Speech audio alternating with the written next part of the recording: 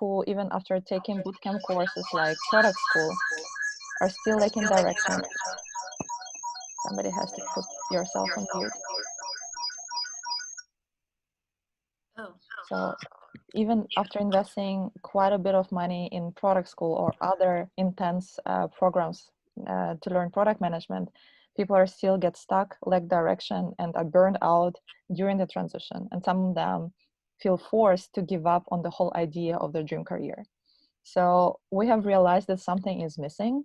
And that's why we created She Aspired, which is a coaching-based 30 days program with elements of product management education, career coaching, and also community aspect. So we have, this is how we see She Aspired. So just imagine learning product manager mindset is like learning any other language. So you can know separate words, you can know grammar, but you're still might be not able to talk. So, and this is how we see it. Many courses out there teach you words and grammar, and we help you speak by sharing with you actionable product management frameworks for decision making. So, and today we're super excited to share one of these frameworks during our event. Joyce. Okay, cool. So It would be really helpful if folks can put yourself on. I think we have some folks here. Great, thank you. Cool. Can we also put folks on mute ourselves? I think it would be helpful. Probably you can do it as a host.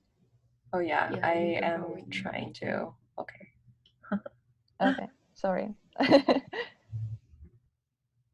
Okay, Joyce, do you want to introduce yourself? Yeah, so hi everyone. Oh, okay, I think my slides here. Yeah, so I'm Joyce. I'm Polina's co-host and co-founder at She Aspired, and I'll be sharing a little bit more of my personal story later, but yeah, I love hacking human well-being. Cool.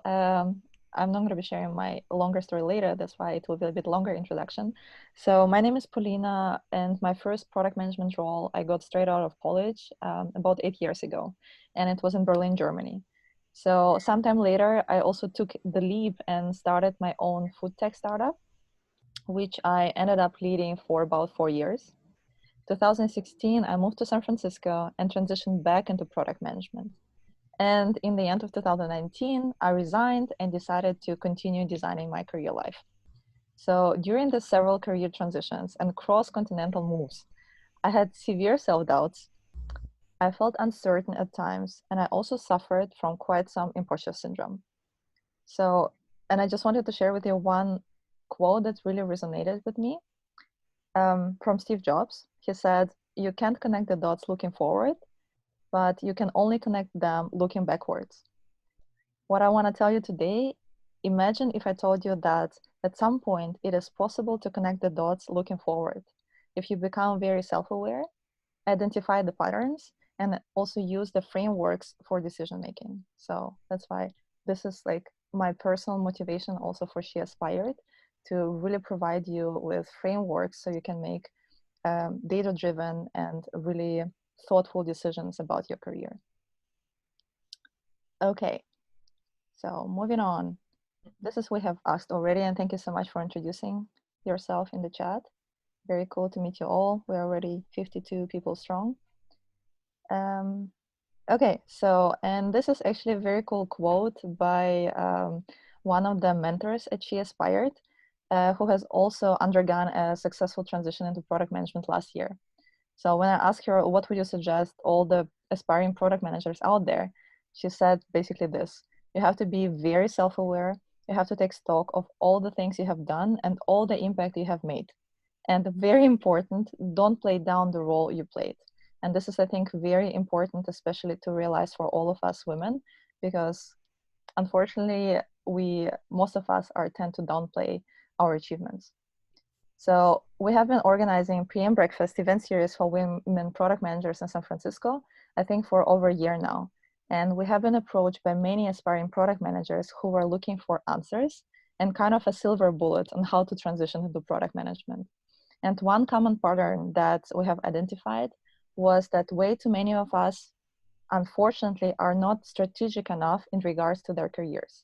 So for this reason, many people burn out after 10, 20, 50 rejections. And we really want to change this pattern.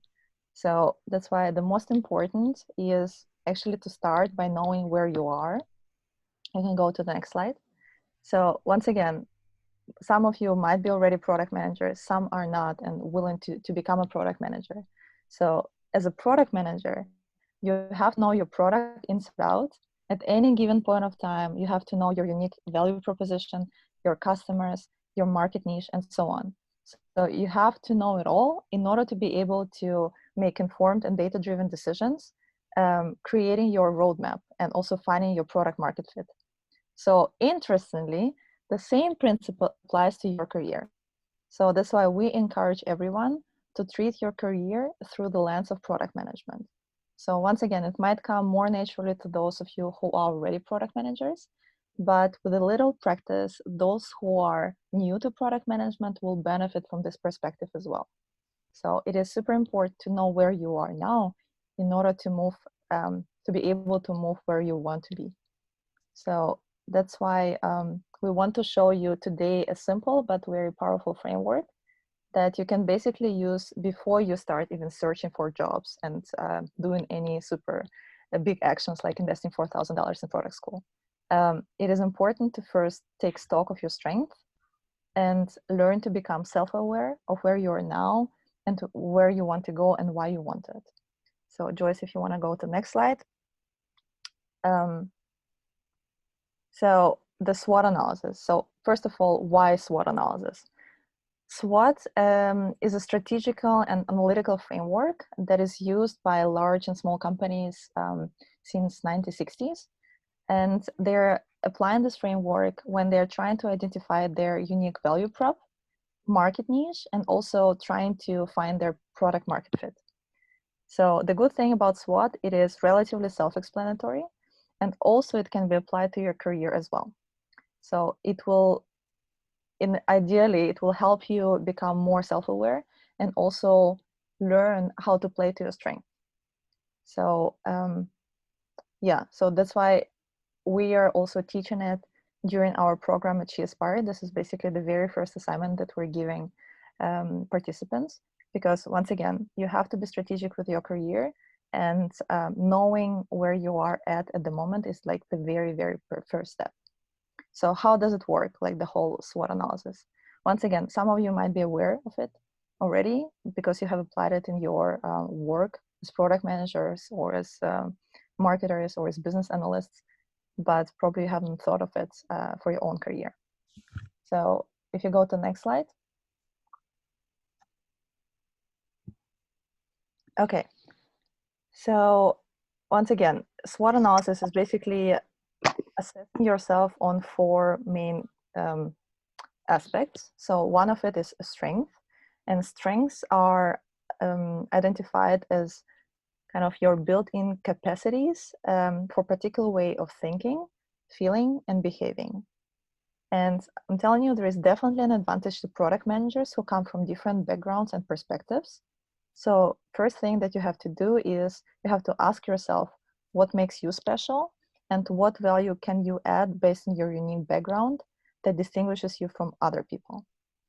So it is also very important when you're thinking about your strength that you're not modest.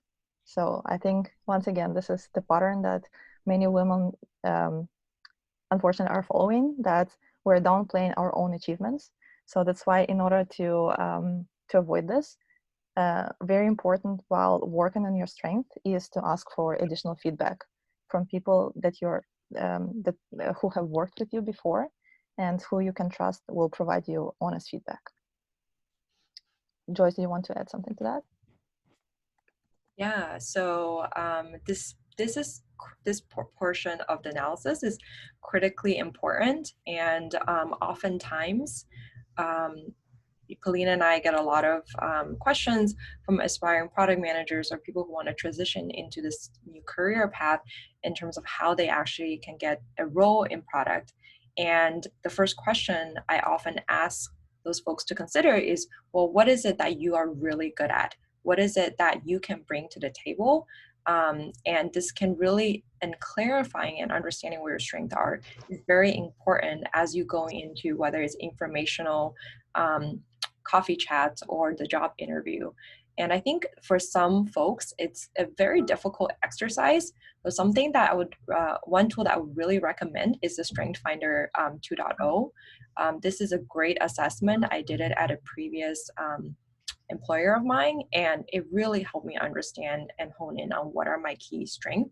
And I continuously reference back to my top 5 strengths to remind myself what I'm good at and what I can bring to the table. Cool. Thank you. Okay, should we move on to the next slide? Okay, kind of like the opposite of your strength.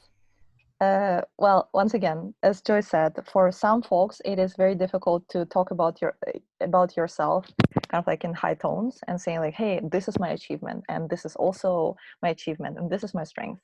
And it's like super easy for us to fall into the habit of finding 100,000 weaknesses of ourselves. So that's why when you're doing your weaknesses, once again, ask for feedback, and maybe something that you treat as a weakness is like really not a weakness at all.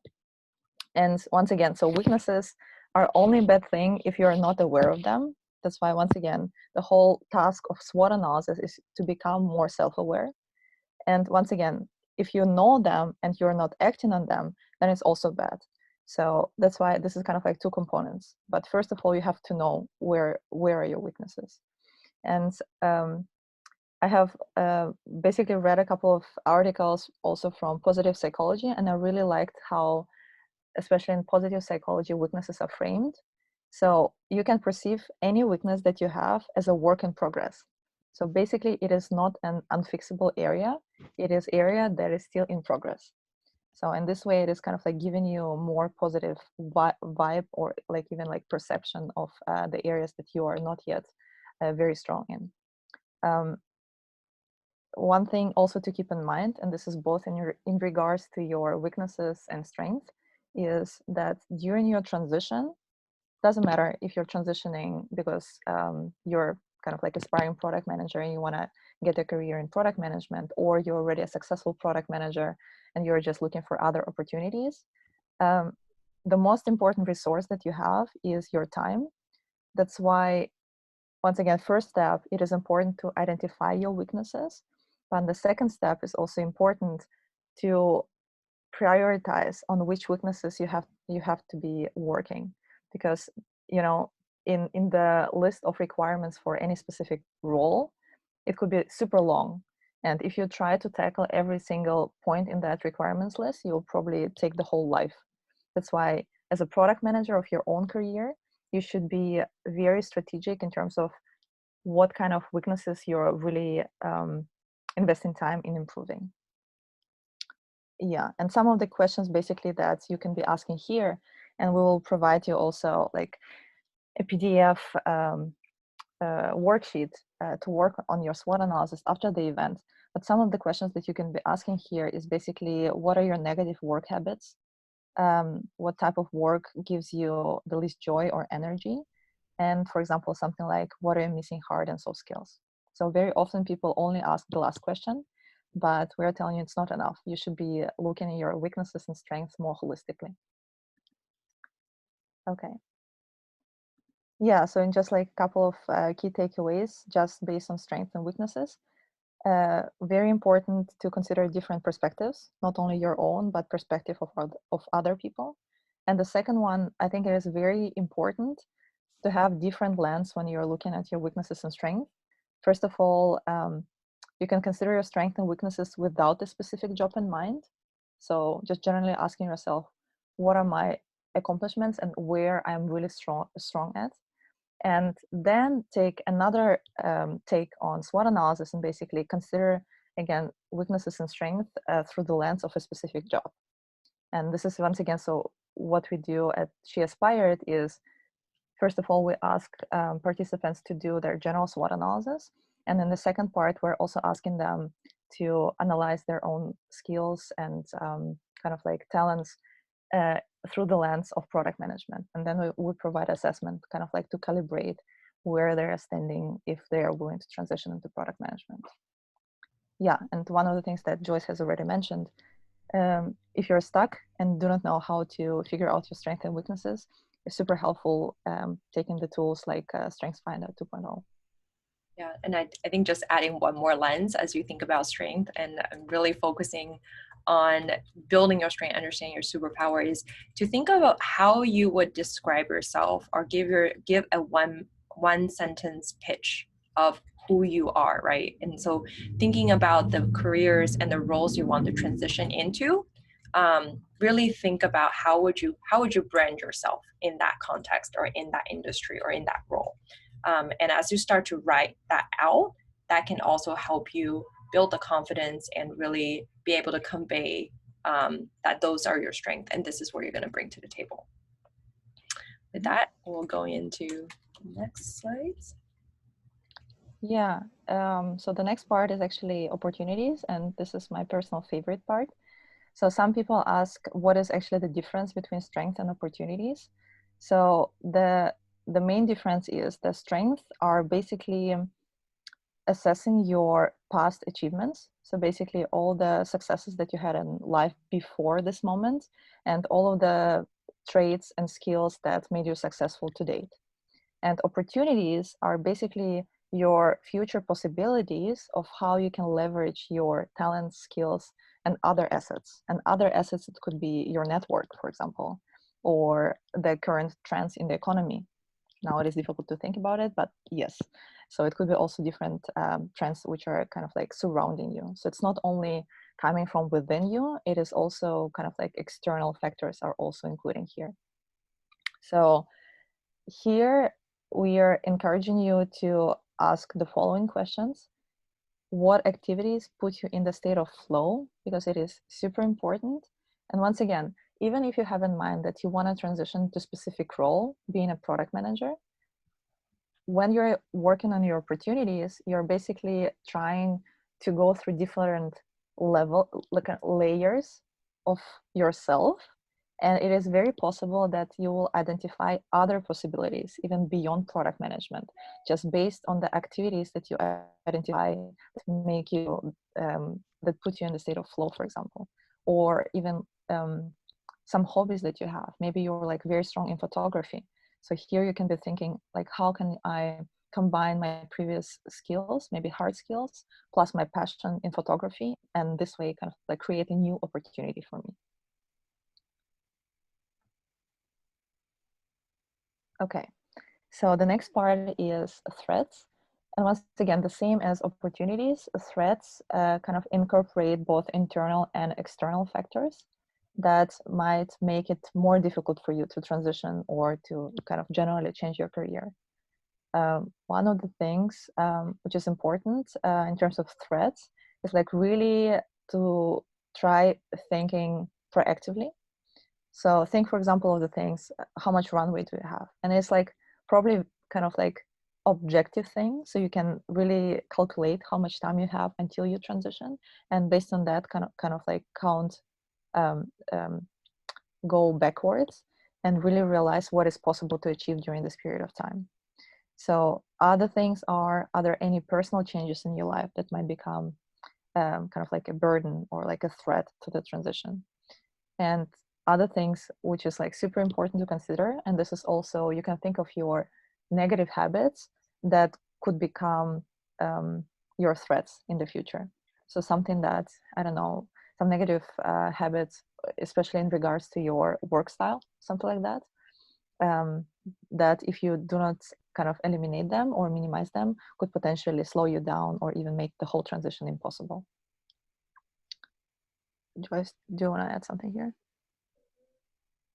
Yeah, I think this is also an opportunity to kind of think through, really look at the market forces, and this framework is really something that we ask everyone to do at least once a quarter. As you go through your career journey, you will actually be evolving along the way. So given the current COVID situation, for example, like, it might be good to consider if you're trying to enter into your new role, or a transition to a different role, what might be some of the competitive threats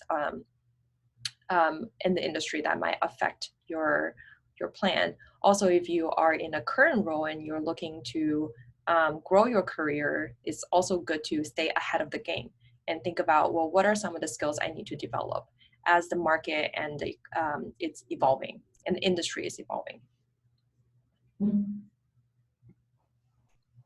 Okay, cool. Do you want to go to the next slide? Yeah, and basically final takeaways for this moment is the whole framework is there to make you more self-aware. And it is maybe a little ridiculous. The framework is super simple. It is very self-explanatory, but do not undermine actually like really the power of this framework. It's like really for you to take time to think about your past and future, and also important that you're taking time actually to ask other people about their perspective. And also after you have created your kind of like self-evaluation, then you can still share it with others and ask for additional feedback. It is also important that you're not trying to do the whole SWOT analysis in one sitting. It is really important that you are basically allowing yourself time to reflect on the things that you're trying to analyze. Treat it like, honestly, this is probably our main message through the whole program that we're having. Is like, you have to treat your career as a product, and it will basically help you make this whole shift of the mindset about product management, because you'll be, I mean, all the product managers out there who are already working as product managers, it's like you'll be eating your own dog food. It's like your career is your product, so treat it this way and apply the frameworks that we're using as product managers in our daily life also to help you transition. So that's why in the SWOT analysis, it is important that you look at your strength and ask yourself whether this can potentially open up your new opportunities. And the same with weaknesses. How can you basically treat your weaknesses or transform the weaknesses into potential opportunities? Important thing is that SWOT analysis, like personal SWOT analysis, can be applied to any career. And I think the best example is our next or our first speaker today, Michelle. So Michelle, I would love you to introduce yourself, and looking forward for you to share your story. Sure. Hey, everyone. So I'm Michelle. I'm really excited to be here. Thanks for having me, Joyce and Polina. So I'm currently a UX designer and I'm working at Google. But before that, I actually have a background in computer science, which is why Joyce and Polina wanted to invite me here to share my career transition story with you guys. So, but like, of course, back then, I didn't have this handy SWOT analysis framework to follow. But in retrospect, I was basically going through it unknowingly, but in a much more chaotic and unorganized way. So it would have been definitely much easier for me if I had that back then. Next slide, how do I, you can just press, oh, awesome. So just like a little background on myself. I'm from Canada. I still have family in Montreal, and growing up, I've always been passionate about art and design, and I actually wanted to go to an art school for university. But I have Asian parents, so I ended up going to Waterloo for computer science and graduated with a bachelor in computer science. After graduating, I started working as a developer at the headquarters of Aldo, which is a shoe company in Montreal. But by this point, I knew that being a developer was definitely not for me. It made me sad every day working as a developer, and it really drained my energy. But how I would describe myself at that point was I was a developer who had passion and loves art and design. So then after a year of working at Aldo, the company wasn't doing so well, and they had a massive layoff, and suddenly I don't have a job anymore. And I decided it was time to reevaluate my career path. So I started by taking stock of my strength. So I knew I didn't want to be a developer, but from my education and work experience, I gained valuable coding skills and experience working with other developers. And I knew that these things were things that I could leverage as strength. So since people who graduated from my university, a lot of them ended up in the tech industry. So I already had a good network of people I knew in that world. So then when I asked myself what I was good at doing and what I enjoyed, I knew that it would be something art related or design related. So then considering my strength and opportunities, I started to search for a field which is a combination of tech and design. So this research eventually led me to UX. Sorry, next slide. So after identifying that I wanted to be in UX, I started to try identifying what might be blocking me from getting to where I wanted to be. And from my research, I knew that UX designers need a portfolio. That's really important, but I don't have that yet.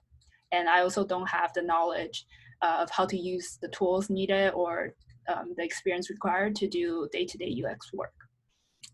So then also in terms of constraints and threats, I knew that in Montreal, where I was based in, there wasn't a big tech scene. So, but if I were to move somewhere else without an income, I can only support myself for around 6 months. So then the next step, I had to find some solutions for each weaknesses and threat I pinpoint. So I made a few decisions. One was moving to SF to take advantage of the location and it being the tech center and lots of opportunities. And then 2 was to do a UX bootcamp to learn the UX knowledge, tools, and create my portfolio. And then the 3rd thing was to give myself a deadline. So I gave myself 6 months. The bootcamp was 3 months, and then I want to land a UX job in the 3 months after that. And to optimize this, I went to a lot of networking events and also volunteered in some of them. And while I was still doing the bootcamp, and I also did some freelancing and side project to boost up my portfolio. So going through this process made me realize that it's really important to have a clear, distinct personal branding, which highlights what unique value you can bring to the team, like Paulina and Joyce was saying. And so for me personally, I knew that my technical background wasn't common among UX designers, so that's valuable. So I'll make sure that I always bring that up during interviews and also have it on my resume, have it on my portfolio. So for a while, I was branding myself as the UX designer who can code. And that was easy for people to remember me by. And usually recruiters have like an image of that in their head when they read that. And since that was my branding, it's not that surprising that the first UX job I landed was a product that was pretty technical. It was a B2B analytical software at a startup called Encorda. And I know that doesn't sound super exciting, but I took that job and I used that as an opportunity to build up my portfolio and gain more experience and more confidence as a UX designer, which I used as a leverage and stepping stone to get better opportunities and eventually getting the opportunity at Google. So I guess one takeaway I have from this experience is in order to optimize your chances of breaking into a new role, depending on your background or experience, it might be helpful, like Paulina and Joyce was saying, to identify your strength and transferable skills and to target companies that would find your experience interesting, even if it might not be your dream company or dream job at first. But you can always use those experiences as stepping stones and get to where you want to be after. But yeah, that's basically my journey from a developer who loves art and design to a UX designer who can code. Yep.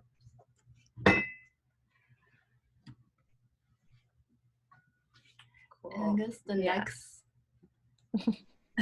the next speaker is Elena.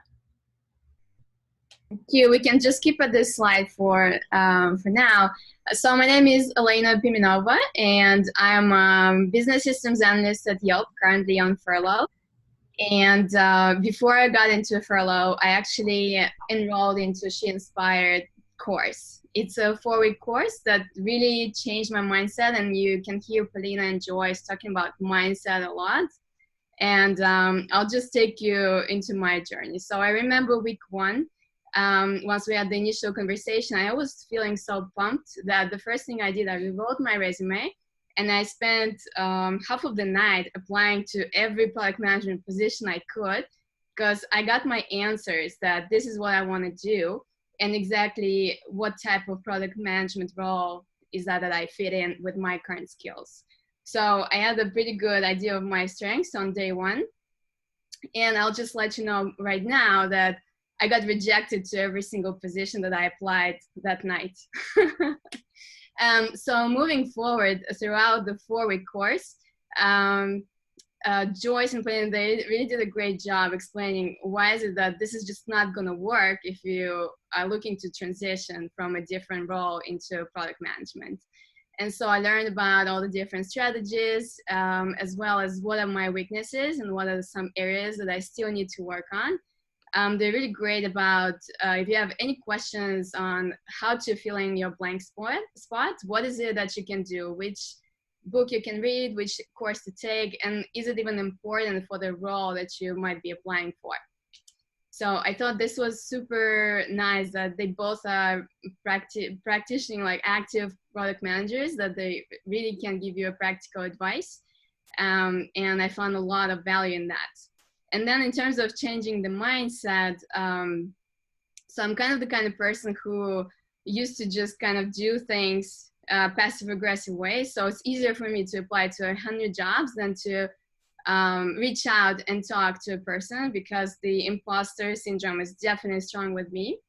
And so somehow by the end of the week 4, I felt very comfortable reaching out to product managers at Yelp, for example, and having a conversation and just kind of checking what is it that I thought they do versus what is it that they actually do. Do they get to make their own decisions? What kind of analysis they do? Is it data analysts that do the analysis themselves? For example, that was for the growth PM role. And I found that actually they're quite actually involved, for example, in analysis. 40% of growth PM role at Yelp is being spent at crunching down numbers, for example, and also some of the analysis that he can have data analysts do. But so this is where I learned that my background comes really handy, since I do analysis myself, and also I get to make my own decisions, which is exactly what I wanted to do. And then if you listen to a lot of material out there, they will tell you that product managers oftentimes don't get to make their own decisions. And so this was really nice to see that, well, it actually depends. It's going to depend on different role. And thankfully, I was able to reach out to this person, just kind of overcome myself and have this conversation. And this person was incredibly helpful. And moreover, this morning, the first thing that I did, went on my LinkedIn and actually connected with somebody, some random PM that just popped up in my newsfeed. And I looked at his resume and I saw that the way he started his PM career was actually by having a pro bono PM role in kiva.org. So I reached out and asked him, how did you get it? And do you know any organizations that could give me that opportunity? And very openly, he just shared all the information. And this is how I get ideas on how to move forward with transitioning into this role. So next I wanted to talk about this SWOT analysis that I came up with. First of all, we as a group filled out a questionnaire with open-ended questions that seemingly had nothing to do with the results that I got. But here then I understood that this is very much a reflection of a job interview, where they ask you a question and they make a conclusion about what is it that they are looking for, the 5 key areas of product management skills. So we can move into the next slide. So on the left, you see the 5 key areas for the product manager that Joyce and Paulina presented to us. And based on my SWOT analysis, I was lacking on UX. design, tech understanding, and data analysis skills. But I scored highly on business skills and some bonus leadership, public presentation skills. So I thought this was interesting because I thought, having spent 13 years in data analysis, I still gave somebody an impression that I'm at 56%. And then I thought, well, after talking to a growth PM, it looks like my skills are transferable. And so that gave me a sign to understand that I need to present this better. When I talk about this with somebody, especially when I'm making this transition from a different role, I need to really emphasize how my skills would be transferable for this concrete position.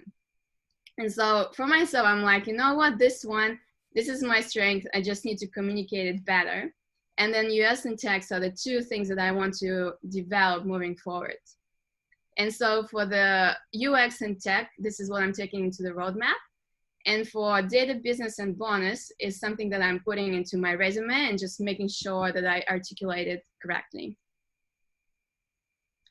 And we can move to the next slide. So if I looked at all the 5 areas and kind of thinking about what is it that will make the most impact versus effort. So networking would definitely be one thing that would make the most sense for me and the most impact for my transition. And this course really was key to understanding that. And also me just kind of taking a couple of interviews, I understood that, yes, for sure, this is probably one major thing. And during this course, we had at least one speaker talking to us, an active product manager, talking to us how did they get into this role. So some of them went through a transition from a different company, some of them grew within the company, but I learned a lot of useful strategies into how to grow into that role, and all of them absolutely showed the importance of networking.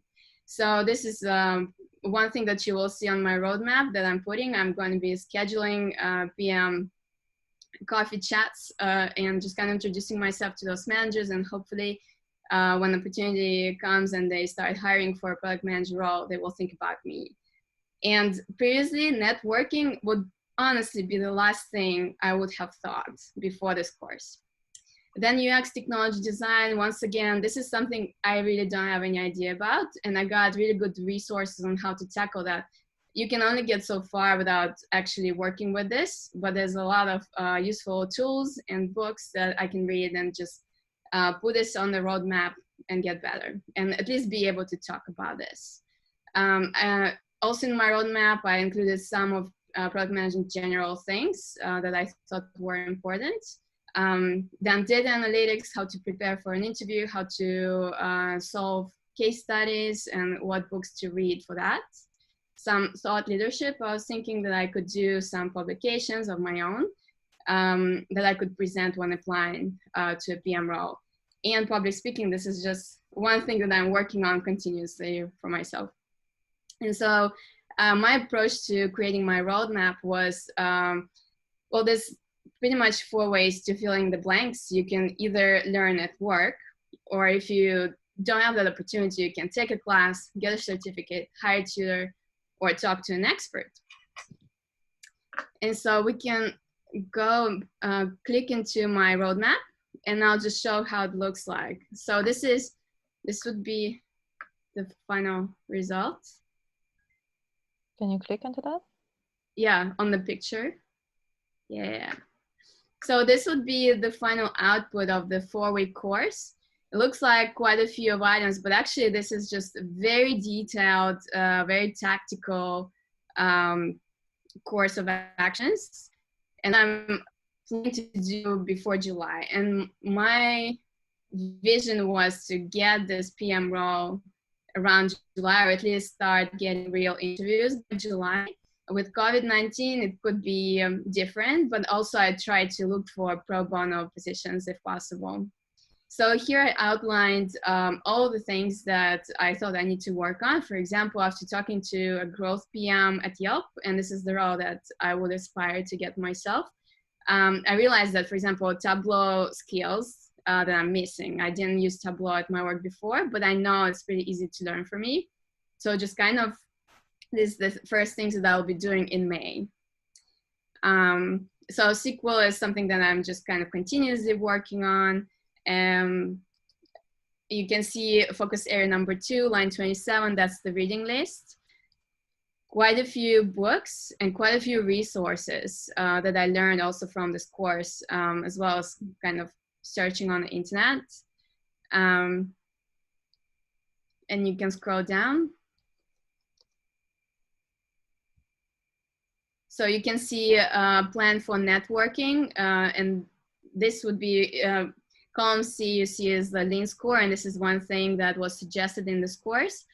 Out of all the things you list of moving forward, how would you rate it in terms of high impact versus high effort? So the ones with the high impact, low effort, for me, this would be the most easiest and priority things to do right now. So the higher the score, the lower is the effort here. And so coffee chats seem to be like an easy thing to do, but this is where I actually get most of my information in terms of where is it that I need to move forward, and what are some skills that I still need to work on, and what were some strategies for those people when they were transitioning into their role. Okay, Cool. This is pretty much it for me. Thank you so much, Elena. It's a great detailed outline of everything that we have done in the past 4 weeks. So Yeah. I think this is also the first time that I see such a detailed roadmap from you. So I'm like super, super pumped. Very much. Yeah, one thing I also want to say that this course is great about is really making you feel pumped after each session. It was incredible. And with the use of speakers, with the use of material that you gave, great structure, and kind of very, very easy to understand what are my next steps that I can take right now. So thank you so much. Thank you, Elena. Okay, Joyce. Yeah, thank you, Elena, and also Michelle, for sharing your personal examples. I think examples are the best way to show everyone how you can apply something that is strategic into and put it into action. And thank you, definitely, Elena, for showing the details and inner workings of your roadmap. So today I'll be just sharing kind of my personal story. I think that SWOT analysis is not only a great framework for those who want to transition to product or actually any new career role, but also for those who are looking to transition within the product role. So today I'll be sharing my story of how I transitioned from a B2B product manager working in medtech to a B2C product manager working on consumer health and wearable products. So a little bit about myself. So I was a bioengineer by training. And similar to what Michelle mentioned earlier, I realized very early on through an internship as an R&D engineer that I did not want to get stuck in an engineering role because I really felt drained. And it was just one summer.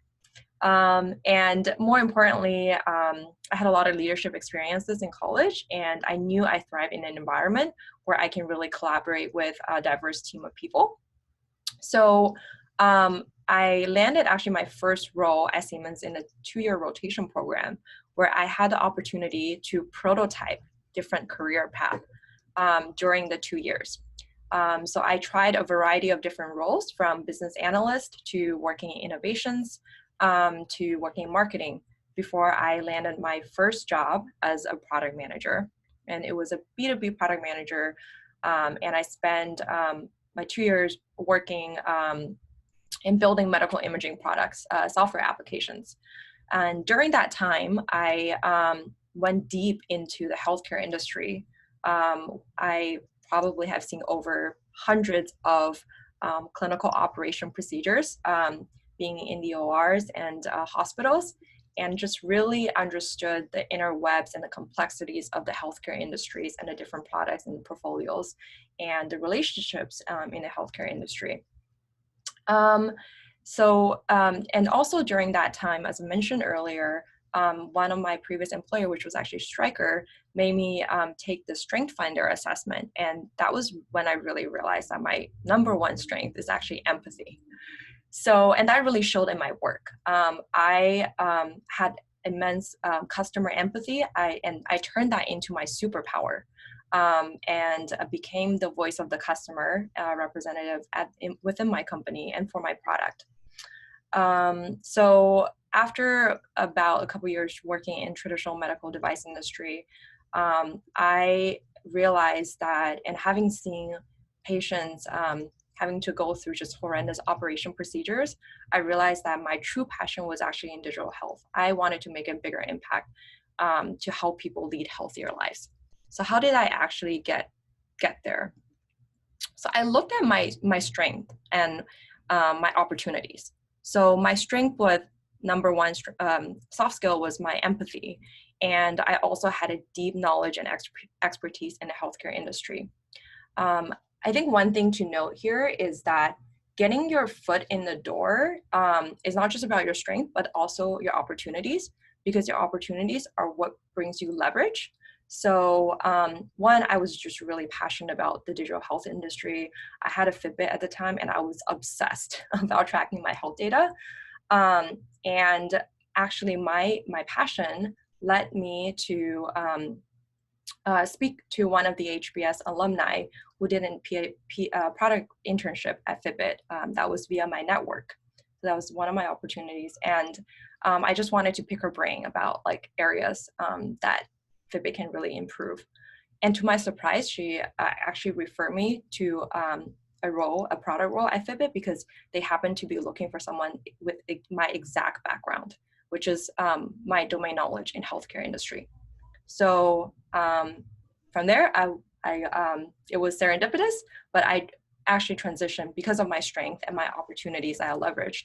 I transitioned from B2B to B2C. But my journey actually didn't end there.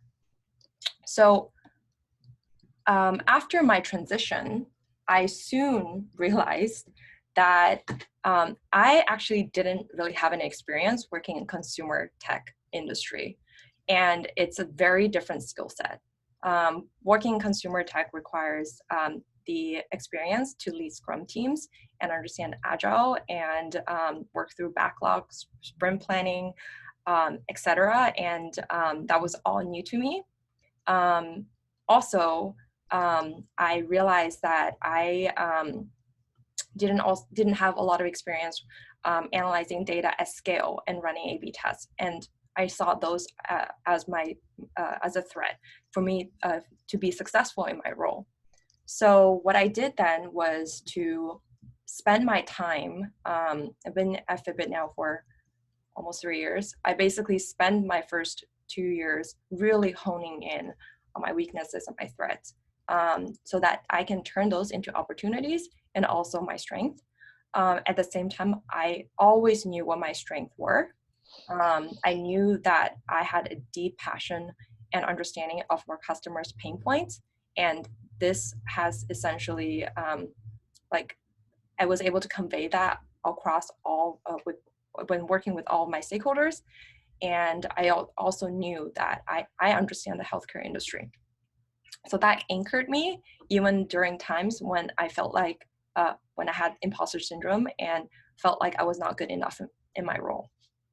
And lo and behold, today I lead our end-to-end sleep and mindfulness experience at Fitbit. And I'm really happy to say that, this process really helped me really know and be self-aware of who I am, what I'm good at, what I'm passionate about, and what I need to focus on and prioritize. And product management is about prioritization, right? So using this framework, and I just love the idea of using these common frameworks and principles of product management and apply to your career, because your career is also a set of prioritizations. Like, you need to think about the efforts, right, that you're putting in to get the career or the role that you want. And it requires a little bit of strategy so that you can maximize your return on investment. So I'll leave with some parting thoughts. Next slide. Yeah, so I think the first one is we often, especially women, we often attribute our success to being lucky.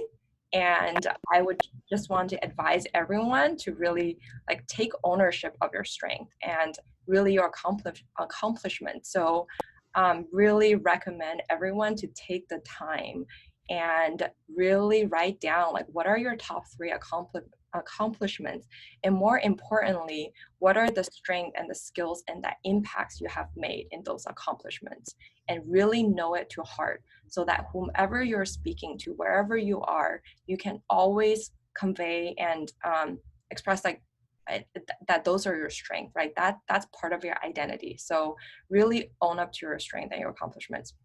The second one is I found this framework to be super helpful for overcoming imposter syndrome, because oftentimes our brain have this negativity bias.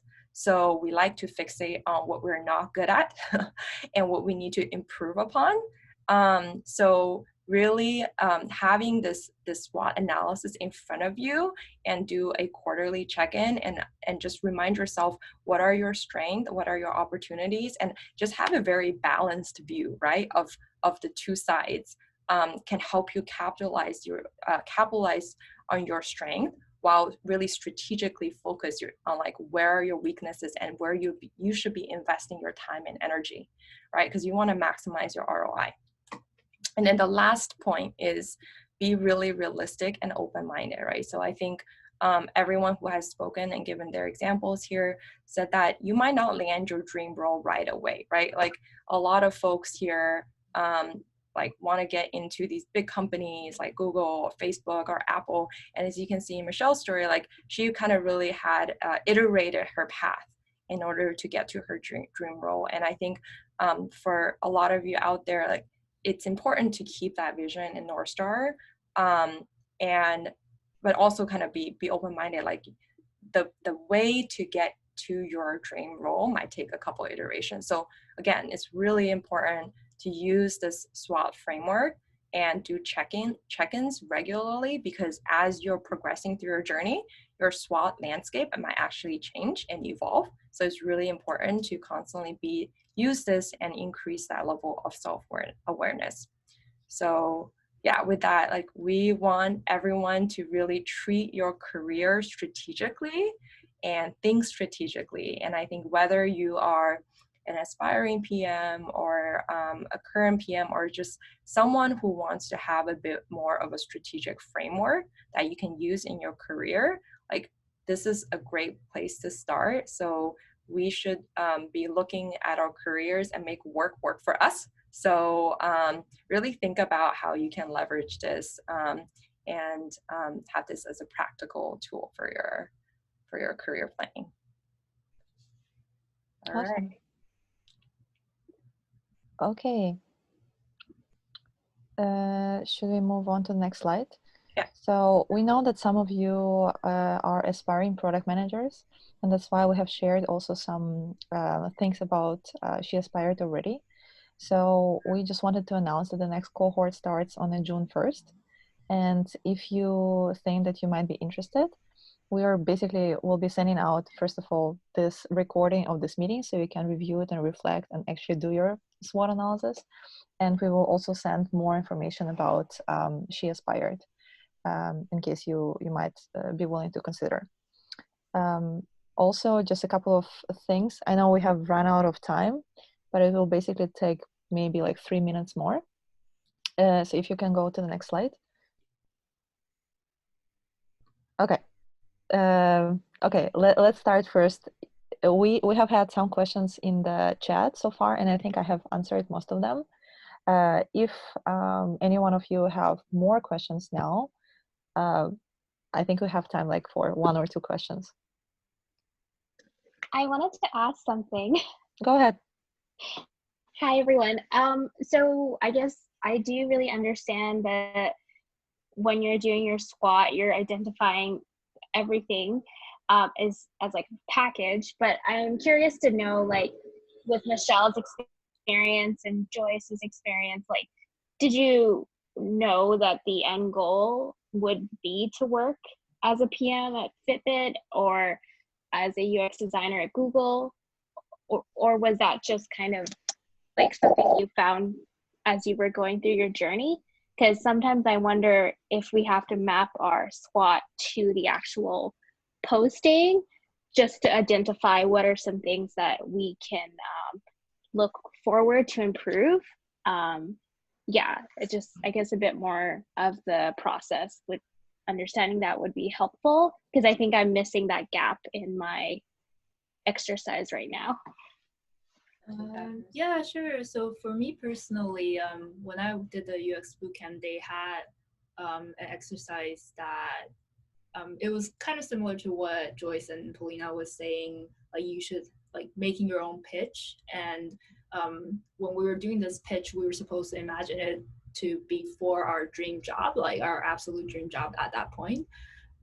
So at that point, like I chose Facebook just because I really like Instagram, and like I knew like I wanted to work for a company at that caliber that had that design caliber.